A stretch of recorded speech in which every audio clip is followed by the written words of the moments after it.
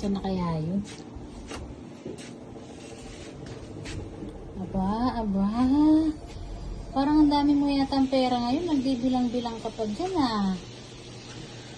Siyempre, pag-isip-isip ko kasi, bayaran kita. Para hindi na ako kantsawan ng mga kumpare ko. Tsaka para may balik ko na yung pangalan mo dito sa listahan ko ng mga taong takot sa akin. Babayaran mo ko. Magkano naman? Pwede na siguro yung 1K? Ay, ayoko.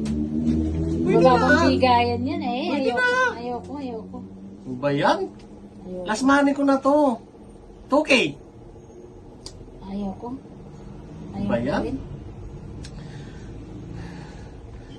Sige. 3K. 3K lang? Ano ba yan? 5,000 pera mo, 3K bibigay mo sa akin?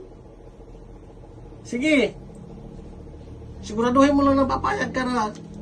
Tutudo ko na to. Last money ko na to. 5K. 5K? Pumayag ka na. Pwede na yan. Pwede na to. Sige, kahit i-doblein mo pa yung pangalan ko dyan sa listahan mo. Yes! Sa wakas, may babalik ko na rin yung pangalan niya dito sa mga taong takot sa akin. Ako! Thank you!